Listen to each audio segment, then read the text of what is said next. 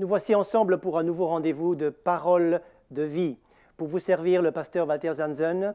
Aujourd'hui, j'ai un message important à vous transmettre et je l'ai intitulé « Les conséquences d'un cœur partagé ». Nous voulons lire un texte du Nouveau Testament, un texte de l'Évangile de Luc au chapitre 17 pour nous imprégner dans le contexte de ce qui va être partagé. Ce qui arriva du temps de Lot arrivera pareillement. Les hommes mangeaient, buvaient, achetaient, vendaient, plantaient, bâtissaient.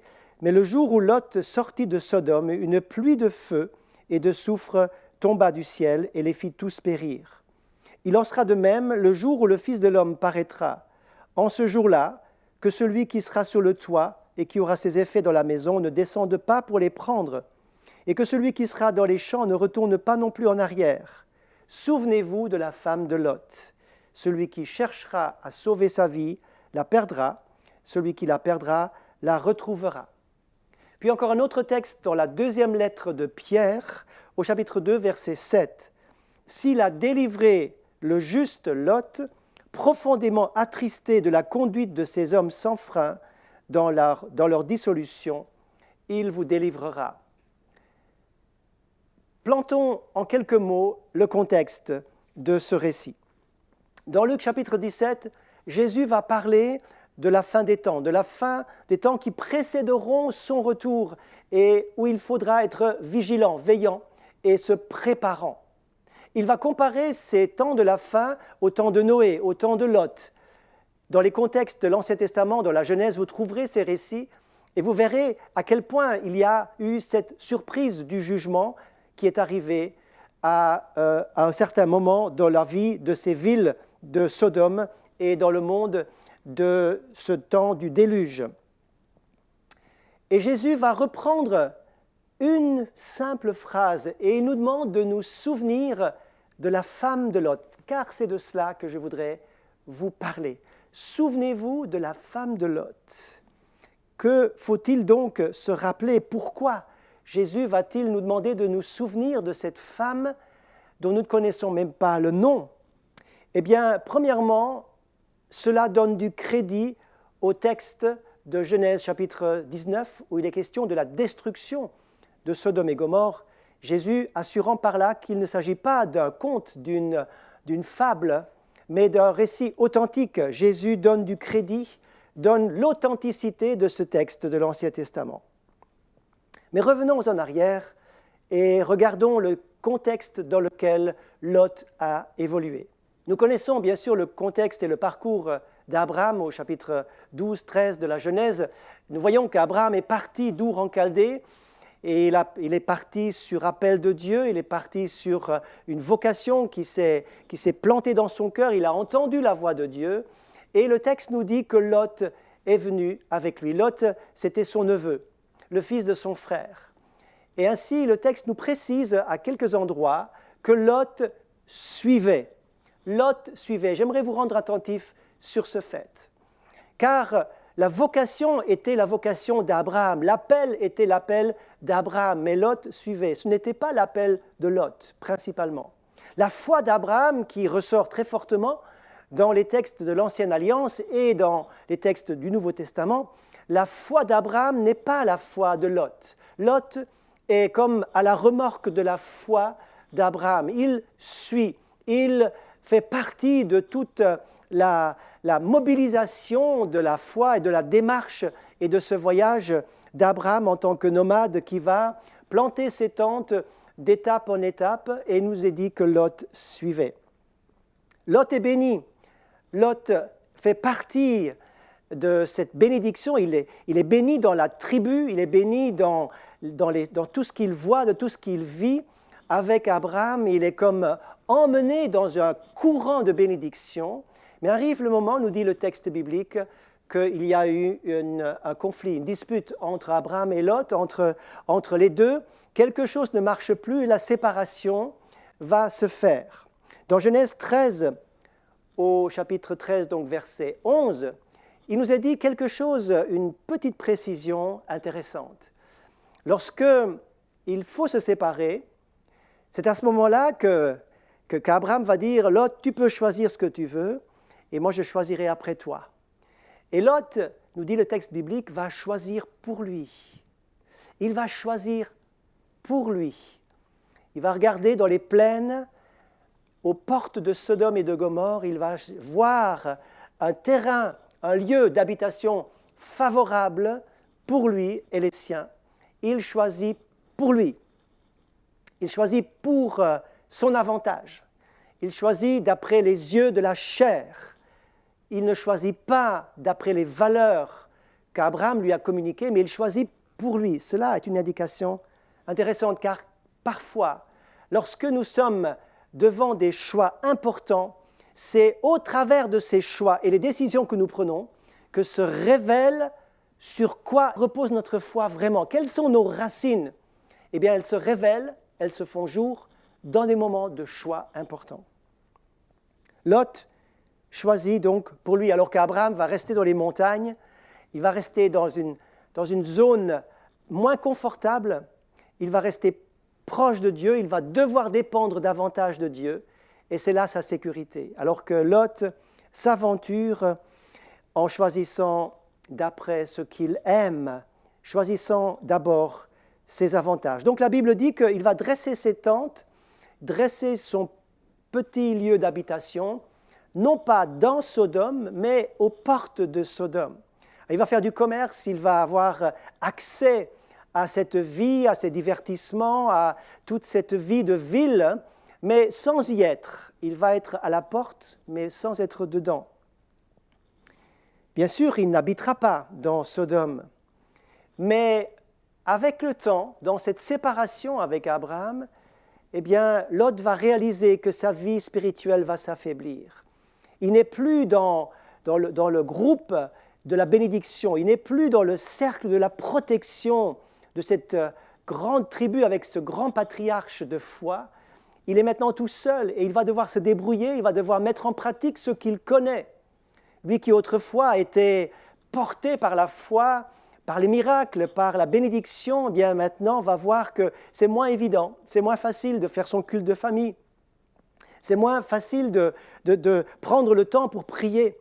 Il sera tout de suite impliqué dans les affaires commerciales avec la ville et il va remarquer que, eh bien, il n'a pas la force. Il a peu de moyens, peu de ressources, peu de motivation et, à un moment donné, fatigué de porter toujours à bout de bras toute sa famille, il va certainement stopper son culte de famille, stopper les réunions de prière. Il va peut-être moins rassembler sa famille pour adorer Dieu. Et pour finir, il est complètement dépassé et il a pratiquement tout laissé tomber. La Bible dit dans 2 Pierre qu'il était mal à l'aise, il était tourmenté, il était profondément attristé de voir que les gens de Sodome avec qui il avait contact et dans laquelle sa famille commençait à s'intégrer gentiment, eh bien, il était profondément dérangé en lui-même de ce que les valeurs qu'il avait au fond de lui n'étaient pas du tout les valeurs que véhiculait la ville de Sodome. Voyez-vous, il est important, nous qui sommes parfois environnés d'un contexte compliqué, d'un contexte difficile, d'un contexte où l'air semble pollué par des valeurs morales qui ne correspondent pas à nos valeurs intérieures, ni aux valeurs de la parole de Dieu, eh bien, il nous semble que parfois, nous sommes aussi dépassés. Mais nous ne sommes pas obligés, alors que parfois nous nageons dans un océan d'eau polluée, nous ne sommes pas obligés de boire cette eau. Je disais encore à un jeune qui avait été récemment baptisé du Saint-Esprit, qui avait vécu cette profonde sanctification et cette expérience incroyable, merveilleuse d'être rempli du Saint-Esprit, je lui ai dit, quand tu sortiras, eh bien, ne te compromets pas, ne perds pas la bénédiction que tu as reçue.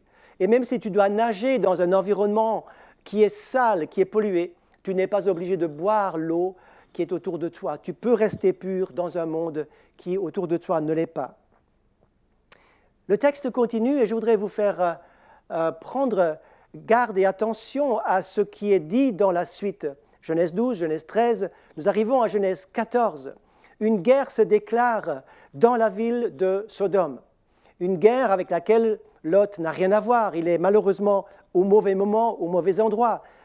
Sodome, la ville et son roi sont pris en otage et Lot, avec sa famille, sont emmenés prisonniers loin de chez eux. Et je pense que là, dans ce temps de guerre, dans ce temps serré, dans ce temps particulièrement dangereux, où ils sont dépouillés, où leur avenir est certainement très incertain, eh bien, ils ont commencé ou recommencé à prier. Ils ont invoqué Dieu. Ils ont dit, Seigneur, secours-nous, protège-nous, garde-nous, ramène-nous. Peut-être qu'ils ont prié de toutes sortes de manières parce que les épreuves les ont obligés de prier. Parfois, les épreuves nous poussent à la prière. Mais Abraham est un vrai père, un vrai patriarche. Sans réfléchir, il va armer 318 de ses serviteurs pour poursuivre ceux qui ont fait de Lot leur prisonnier. Il va les poursuivre, il va les vaincre, il va ramener Lot.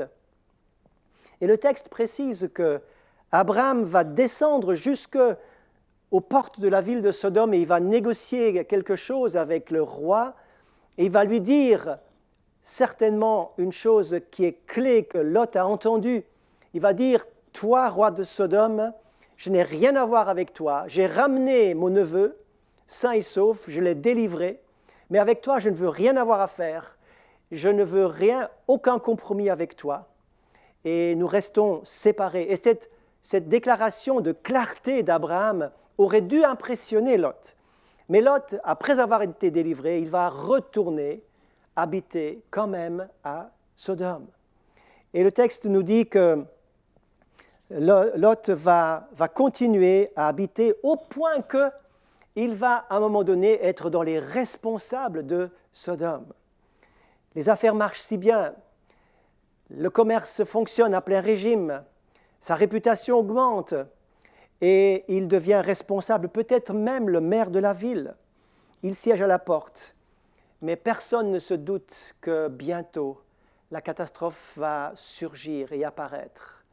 Abraham, de son côté, est reparti dans les montagnes, lui qui s'était mis en mouvement pour sauver Lot, pour le délivrer de la griffe des rois mauvais.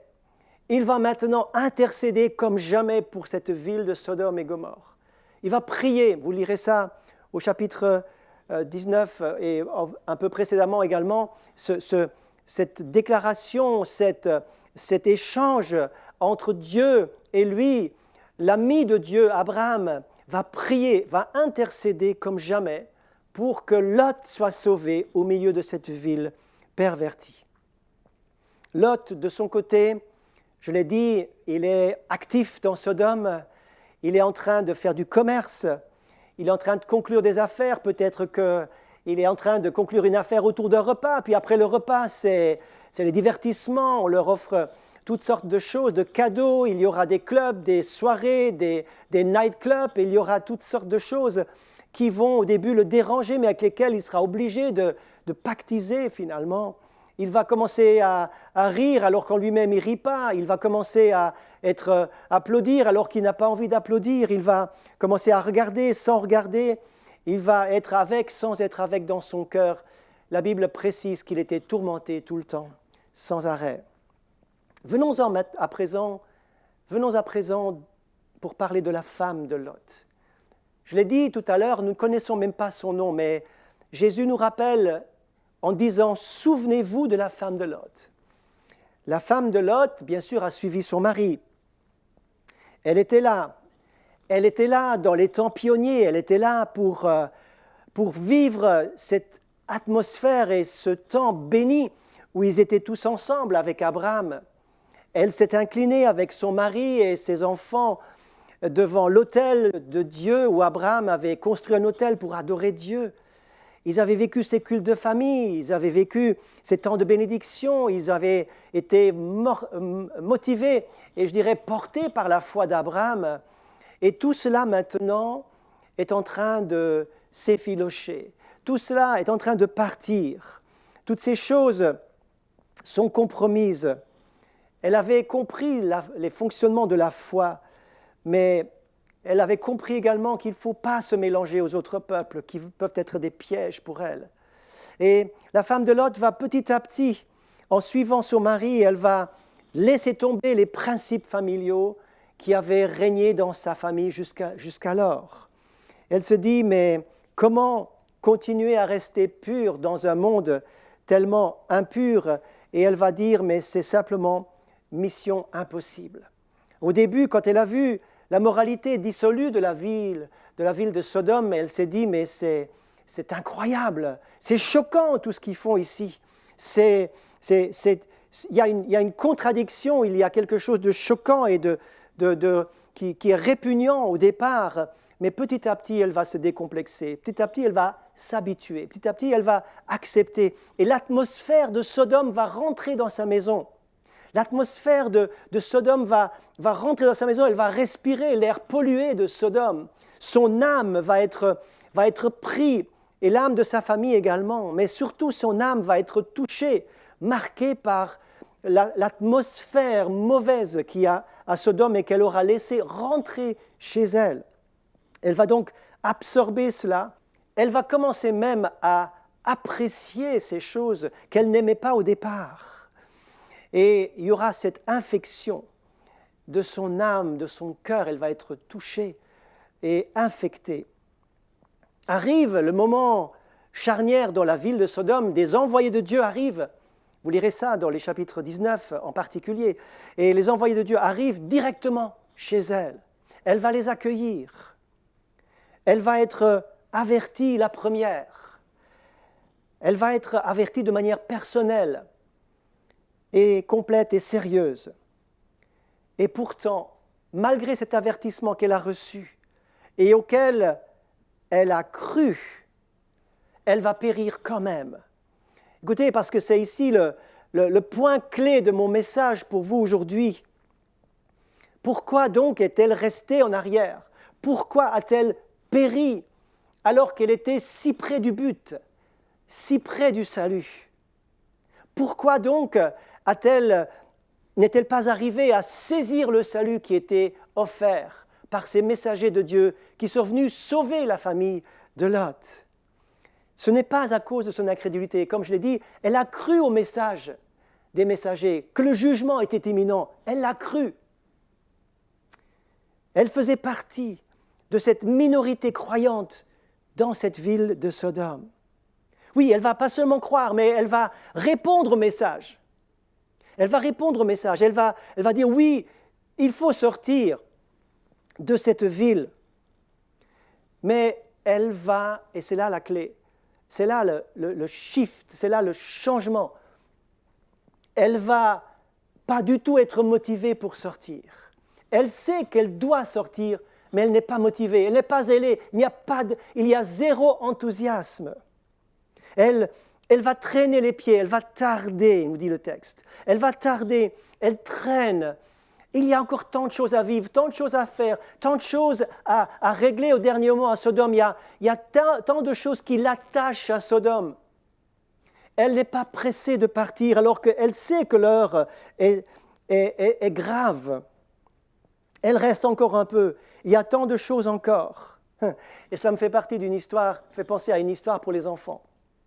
Une histoire pour les enfants que j'ai quelquefois racontée dans nos camps d'enfants. C'est l'histoire d'une grenouille. L'automne arrive, l'automne est là, et le temps des grenouilles en automne, c'est d'aller plonger dans l'étang pour aller hiberner au fond de l'étang, dans la boue, dans la vase de l'étang. Mais voilà qu'une certaine grenouille avait encore envie de profiter à fond des derniers rayons de soleil. Il faisait froid, bien sûr, mais elle voulait encore profiter du temps dehors, hors de l'étang. Et alors, bien sûr, que les autres étaient déjà dans l'étang et ils disaient « Mais viens, rejoins-nous, il est temps. Tu verras, cette nuit, il va faire tellement froid, il va commencer à geler et tu devrais nous rejoindre. » Et la grenouille dit « Non, non, j'ai le temps, j'ai le temps. » Alors, elle va passer une nuit, elle va rester sur cette pierre, elle va geler, elle va avoir tellement froid que le lendemain matin, elle va se dire « Ah là là, maintenant, c'est vraiment le moment. Aujourd'hui, je vais sauter dans l'étang pour me mettre en sécurité. » Et le soir arrive, la journée est encore un peu douce, et le soir arrive, oh, que c'était une belle journée, je vais y aller demain, je vais encore passer une nuit, je vais vraiment y aller demain, c'est sûr. mais les autres sont en train d'appeler, mais viens, viens, cette nuit, il paraît qu'il est prévu un gel très fort. Oui, oui, oui, je viendrai demain matin, je viendrai. La nuit arrive et notre grenouille est sur sa pierre, elle se cache, elle se réchauffe comme elle peut, mais il fait tellement froid que le gel est fort, fort, fort. Et voilà que le lendemain, elle se traîne avec ses membres engourdis, complètement engourdis. Elle va se traîner pour sauter définitivement dans l'étang. Et voilà qu'elle saute, et voilà qu'elle rebondit. Pourquoi ? Parce que l'étang était gelé. C'était trop tard. Elle ne pouvait plus se cacher dans le fond de l'étang pour être sauvée, passer l'hiver en sécurité avec les autres. Eh bien, c'était trop tard. L'étang avait gelé. Et la grenouille va geler, elle va rester dehors. Mes amis, c'est bien sûr une petite histoire amusante pour les enfants, mais qui fait penser à une réalité, à la réalité de la femme de Lot. Je reviens donc à mon texte extrêmement important, où nous sommes vraiment à cette limite, à ce moment critique où il faut sortir. Les envoyés de Dieu vont littéralement pousser Lot et sa femme dehors. La Bible nous dit que les gendres de Lot, en écoutant le message du jugement imminent, vont dire « mais c'est une plaisanterie, c'est une blague, ce n'est pas vrai, ce n'est pas possible ». Tellement Lot et sa femme avaient peu d'impact sur le témoignage familial. Leur témoignage avait perdu de sa pertinence et de sa force. Ils avaient arrêté de témoigner car leur témoignage ne parlait plus, leur vie n'avait plus d'impact, ne parlait plus de la foi. C'est le moment de sortir. C'est le moment de sortir. Il faut sortir. Finalement, comme je l'ai dit, la femme de Lot avait reçu les messagers, avait reçu le message, avait cru au message et s'était quand même mis en route finalement. Elle a quand même bougé finalement, mais elle avait traîné sans aucune motivation, sans aucun enthousiasme. Elle voulait bien sûr échapper au jugement, mais en même temps, elle a été perdue. Pourquoi ce regard en arrière a-t-il été le regard qui l'a perdu? Pourquoi était-ce justement là le péché? Et c'est là que je veux en venir pour que ce message devienne véritablement un message important, un message d'avertissement de ne pas avoir, mes amis, un cœur partagé. Car le cœur de la femme de Lot était un cœur partagé entre la vérité et l'erreur, entre le salut et la ville de perdition. Elle avait un cœur partagé. Elle n'avait pas une volonté décidée de sortir, elle avait une volonté partagée. Et elle aimait, elle voulait être sauvée, mais en même temps, elle aimait encore Sodome. Il y avait en fait deux voix qui résonnaient en elle-même. L'une disait « pars, pars, pars ». L'autre disait « reviens, reste, reste ». Il y avait ce cœur, cette pensée partagée. Et pour finir, lorsque elle va sortir, finalement, il y aura cette explosion de feu qu'il y aura à Sodome. Et lorsque la fumée et la poussière va retomber, on trouvera cette femme figée comme un monument, comme une statue brute de coffrage, j'allais dire. Et nous allons voir cette femme avec le visage qui est tourné vers Sodome. Car en fin de compte, quand il fallait vraiment choisir en définitive, eh bien, elle s'était arrêtée parce que cette voix qui lui disait « reste, reviens », et cette autre voix qui dit « pars, il faut partir, c'est important », finalement, la voix prédominante dans son cœur, parce qu'il y a toujours une voix prédominante dans votre cœur. Si vous avez un cœur partagé, ce n'est pas moitié-moitié, il y a quelque chose qui parle plus fort.